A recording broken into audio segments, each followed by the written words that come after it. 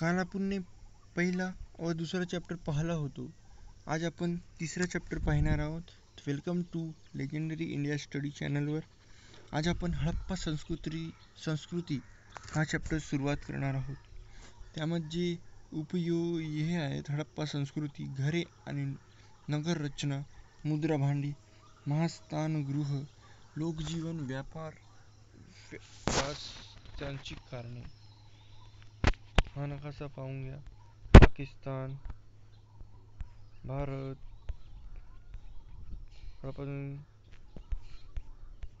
हडप्पा संस्कृती. इसवी सन 1921 मध्ये पंजाबमधील रावी नदीच्या काठी हडप्पा येथे उत्खनन प्रथम सुरू झाले. म्हणून या संस्कृतीला हडप्पा संस्कृती हे नाव मिळाले. या संस्कृतीला सिंधू संस्कृती या नावानेही ओळखले जाते. हडप्पाच्या दक्षिणेला सुमारे 650 किलोमीटर अंतरावर सिंधू नदीच्या खोऱ्यात मोहनजोदडो येथे उत्खनन झाले. हडप्पा आणि मोहनजोदडो या दोन्ही स्थळांच्या उत्खननातून वस्तू आणि वास्तू यांचे जे अवशेष सापडले त्यांच्यात कमालीचे साम्य होते. धोलावीरा, लोथल, कालीबंगन, दयामानबाद इत्यादी ठिकाणी उत्खननात अशाच प्रकारचे अवशेष सापडले आहेत. हडप्पा संस्कृतीची वैशिष्ट्ये सर्वसाधारणपणे स्वतंत्र सारखीच आढळतात.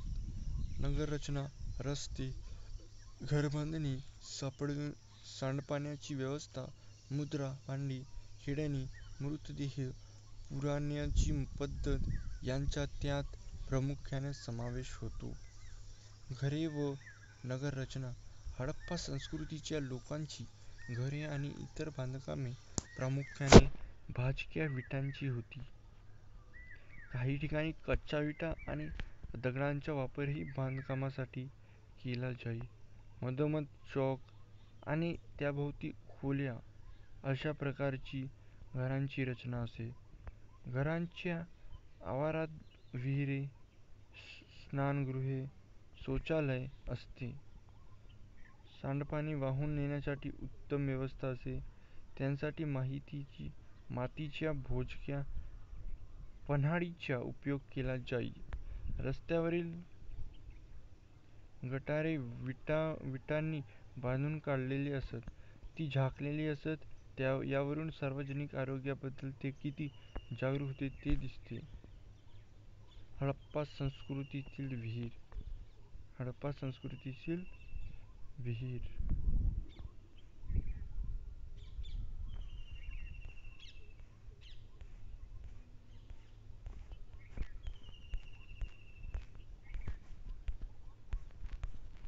रस्ते रुंद असून एकमेकांना काटकोनात छेदतील अशा पद्धतीने बांधलेली असत. त्यामुळे तयार होणाऱ्या चौकोनी मोकळ्या जागेत घरे बांधली जात. नगरांची 2 किंवा अधिक विभाग केलेले असत आणि प्रत्येक विभागाला स्वतंत्र तटबंदी केलेली असे. एक बटाटा घ्या, तो मधोमध कापा. कापलेल्या भागावर काही अक्षरे खिळ्यांच्या साहाय्याने कोरा. अक्षरे आकृत्या कोरलेला भाग शाईने किंवा रंगावा बुडवा. रंगीन भाग कोऱ्या कागदावर उमटवा.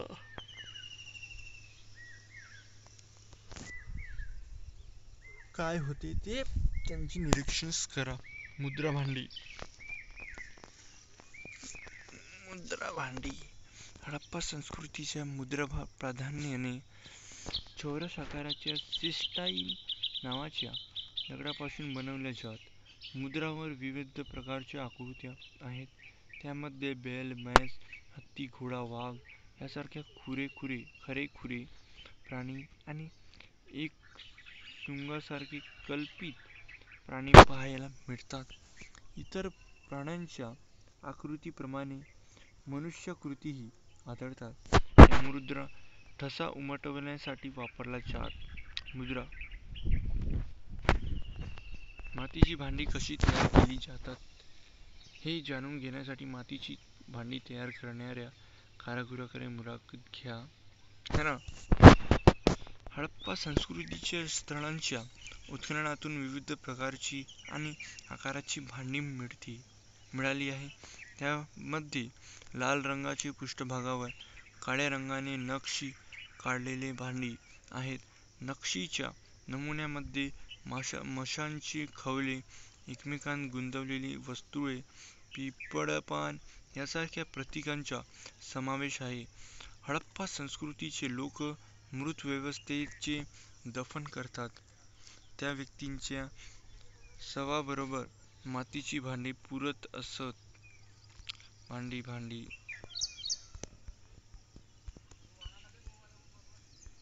महास्नानगृह. मोहनजोदडो येथे एक प्रशस्त स्नानगृह सापडलं आहे. महास्नानगृहातील स्नानकुंड जवळजवळ 2.5 मीटर खोल होते. त्याची लांबी सुमारे 12 मीटर आणि रुंदी सुमारे 7 मीटर होती. कुंडातील पाणी झिरपून जाऊ नये म्हणून ते आतून पक्क्या विटांनी बांधलेले होते. त्यात उतरण्यासाठी व्यवस्था होती. तसेच त्यातील पाणी वेळोवेळी बदलण्याची सोय होती. मोहनजोदडो येथील महास्नानगृह.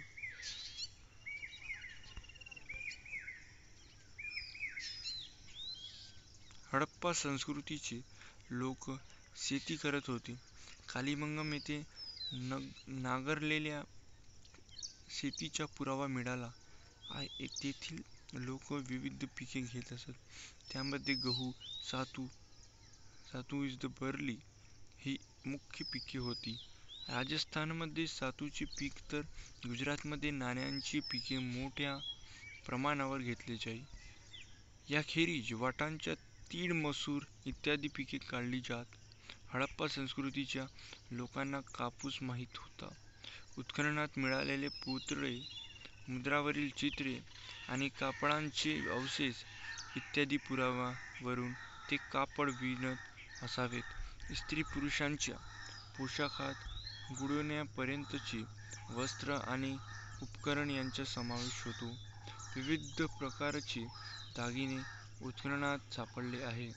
ते दागिने सोने, तांबे, रत्ने तसेच शिंपले, कवड्या, बिया इत्यादींचे होते. अनेक पदरी, माळा, अंगठ्या, बाजूबंद, कंबरपट्टा हे अलंकार स्त्री पुरुष वापरत. स्त्रियांच्या दडापर्यंत बांगड्या घालत.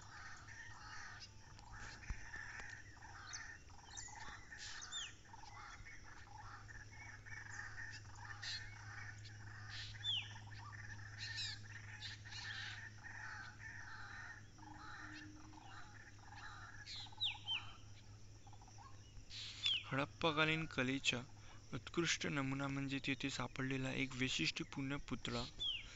त्याच्या चेहऱ्याचा प्रत्येक तपशील अत्यंत सुस्पष्ट आहे.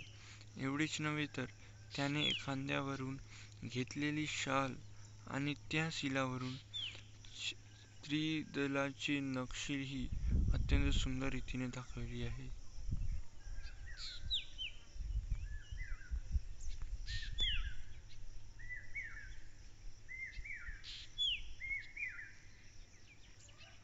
हडप्पाकालीन कलेचा नमुना.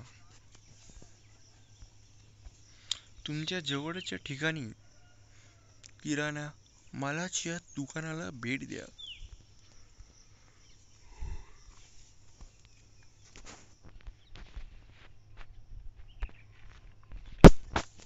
हडप्पा संस्कृती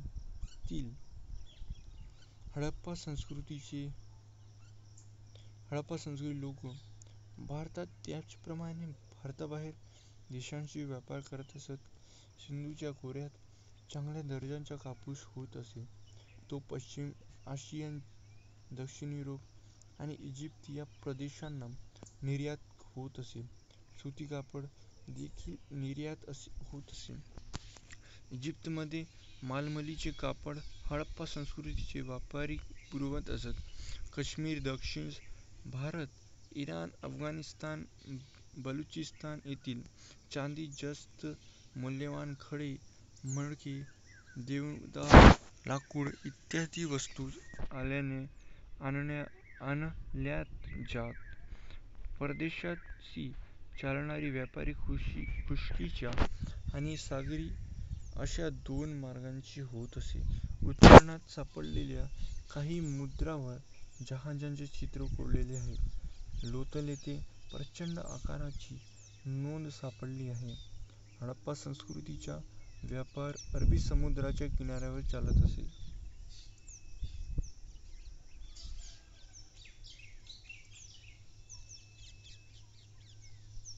लोथल येथील गोदी अवशेषांच्या आधारे पुनर्रचना.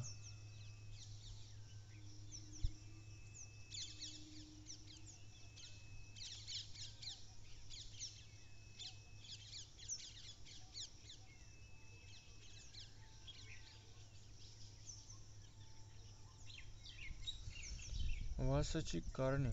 पुन्हा येणारे महापूर, बाहेरून आलेल्या टोळ्यांची आक्रमणे, व्यापारातील घट यासारख्या गोष्टी हडप्पा संस्कृतीचा ऱ्हास होण्यास कारणीभूत होत्या.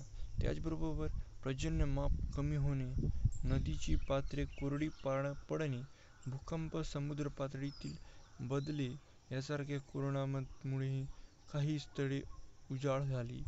अशा कारणांमुळे लोकांनी मोठ्या प्रमाणावर स्थलांतर केले आणि हडप्पा संस्कृतीमधील शहरांचा ऱ्हास झाला. हडप्पा संस्कृती ही भरभराटीला आलेली संपूर्ण अशी नागरी संस्कृती होती. तिने भारतीय संस्कृतीचा पाया घातला.